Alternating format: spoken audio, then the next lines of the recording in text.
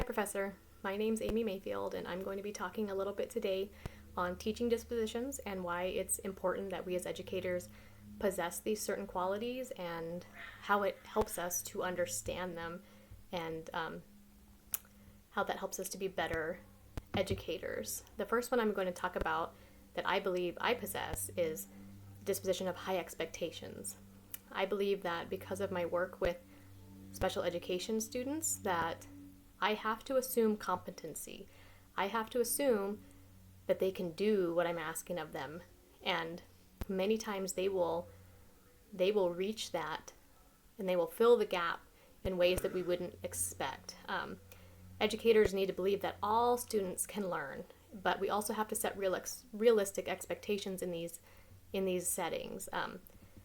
That might mean modifying an activity for a child that might have a physical disability that prevents them from doing something the rest of the class is doing, but still feeling included. Modifying the work that they are being asked to do, different assistive devices or different even writing utensils and paper that they would use that's different, but we still believe they can do it. If we don't believe they can do it, we are doing them a disservice. And that's something that I hold very near and dear to me, is that these kids can do it. They just need somebody to believe they can do it and to bring them along. The other thing that I feel like I have a very good grasp on is also advocacy. And I think that, once again, comes from my last 7 years working in special education.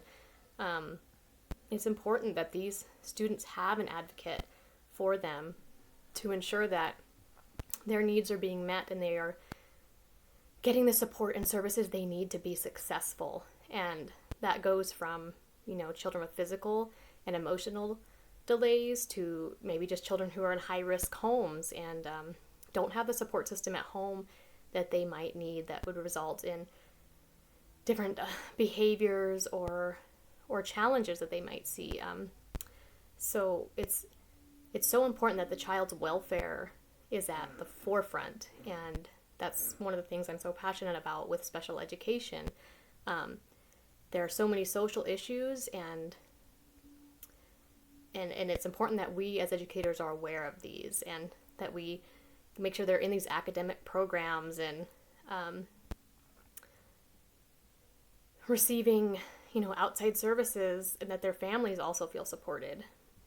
Something I feel like I could work on, and it's going to be kind of a funny one, I think most people, is professional conduct. And that's not because I feel like I do anything inappropriate, but I am a bit of a scatterbrain, and I have a hard time getting to work on time consistently, and I'm not the best at answering parent emails right away or checking my email regularly enough or forgetting documents that needed to be sent somewhere.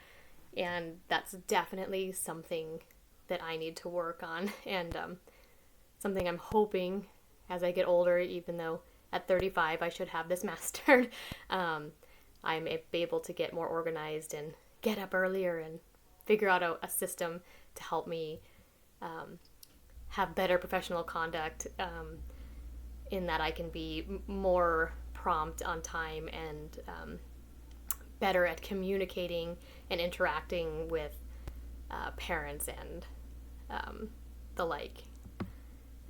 Something that I loved that we learned about for these dispositions was dedication and also compassion. I think teachers have to have so much compassion for the students that they're working for and the job that they have, that if you don't truly have compassion for others, you won't have that understanding and that empathy of trying to come from a place and understand what that child might be going through, and why they're having a hard day or why they're having a hard year. And teachers need to be honest and sincere and genuinely care about their students, and that's something that's so important to me, and I think should be so important to any educator, that these kids know when you don't care and they know when you do. And it makes such a huge difference when they know that you truly care about them and their success is important to you. I think I've gone over my time a little bit, but thank you. I'm enjoying this course, and I look forward to the next one.